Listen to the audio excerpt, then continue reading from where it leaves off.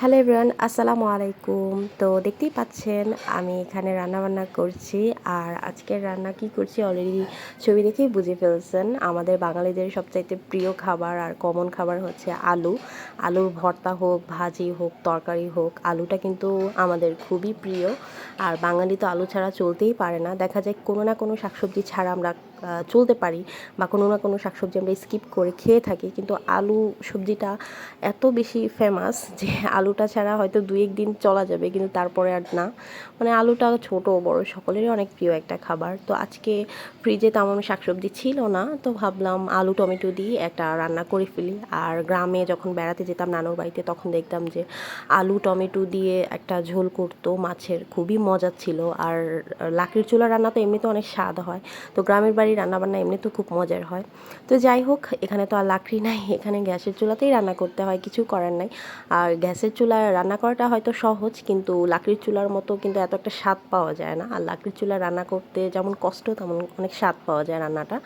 তো এই তো আমার রান্নাটা হয়ে গিয়েছে। আমি অনেকক্ষণ পর্যন্ত আলুটা কষিয়ে নিয়েছিলাম, তারপরে আমি মাছটা দিয়ে দিয়েছি, আর সাথে টমেটোও দিয়ে দিয়েছি। মাছটা আমি আগে থেকে ভেজে রেখেছিলাম, রুই মাছ। আর আমার শ্বশুরবাড়িতে আবার বড় মাছের মধ্যে রুই মাছটা একটু বেশি খাওয়া হয়, অন্যান্য বড় মাছ খুব কম খাওয়া হয়, মাঝে মাঝে খাওয়া হয় আর কি। তার পাশাপাশি আবার পাবদা, চাপিলা, ছোট মাছ যেমন কাচকি, মলা, ঢেলা এগুলো আনা হয়, কিন্তু তেলাপিয়া বা কাতল বা গ্লাস কাপ এই টাইপের বড় মাছগুলো একটু কম খাওয়া হয় আর কি। রুই মাছটাই ওনারা বেশি পছন্দ করেন তরকারির সাথে খেতে। তো এই তো আজকে তেমন কিছু রান্নাবান্না করব না, এই একটা তরকারি রান্না করেছি, তার মধ্যে আবার শুটকির ভর্তা ছিল, ডাল ছিল, আর আমি ভাতটা অলরেডি রান্না করা কমপ্লিট করে ফেলেছি। তো সিম্পল রান্নাবান্না। আর আমি সবসময় চেষ্টা করি শ্বশুরবাড়িতে 12টার ভিতরে বা 12:30টার ভিতরে রান্নাবান্নাটা কমপ্লিট করে ফেলতে, যেহেতু আমার একটা বাচ্চা আছে ছোট, অনেক বেশি জ্বালায়। তারপর আবার বিকেলবেলা আমাদের বাসায় গিয়েছিলাম, তো আমাদের বাসায় যাওয়ার পর মেহে কী কী করেছে সেটাই দেখতে থাকুন। ও তো অনেক বেশি এক্সাইটেড থাকে ওর নানুর বাড়িতে যেদিন যাবে সেদিন। আর যখন আমি বলেছিলাম সকালে যে না বিকেলে তোমাকে নানুর বাড়িতে নিয়ে যাব, তখন অনেক বেশি খুশি হয়েছিল। আর এ তো এসেই খেলনা বাটি নিয়ে খেলা শুরু করে দিয়েছে। তো এই যে এখানে অনেক হলো খেলনা। ওর তো এর আগেও অনেক খেলনা কিনে দেওয়া হয়েছিল, কিন্তু সব নষ্ট করে ফেলে, ও খেলনা রাখেই না।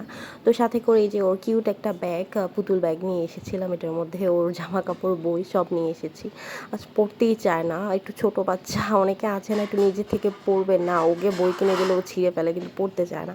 তো এই তো খাবার দাবার খায়নি, দুষ্টামি করে ঘুমিয়ে পড়েছিল। তো সন্ধ্যাবেলা আবার একটু খাবার নিয়েছিলাম, আম্মু আবার অনেক কিছু রান্নাবান্না করেছিল। তা আমি, ও পোলাও তেমন একটা পছন্দ করে না, পোলাও বিরিয়ানি এগুলো খেতে পারে না, ওর মুখে শুধু ঝাল ঝাল লাগে। তো আমি একটু সাদা ভাত নিয়েছিলাম, সাথে একটু মুরগির রোস্ট আর ডিম নিয়েছিলাম ওকে খাওয়ানোর জন্য। আর এই দিক দিয়ে আবার মেহমান এসেছিল বাসায়, তো অনেক রকমের খাবার টাবারই ছিল। তো এখানে অনেক মিষ্টি ছিল প্লেটের মধ্যে। তো আমি একটু নাস্তা খেয়েছিলাম, আবার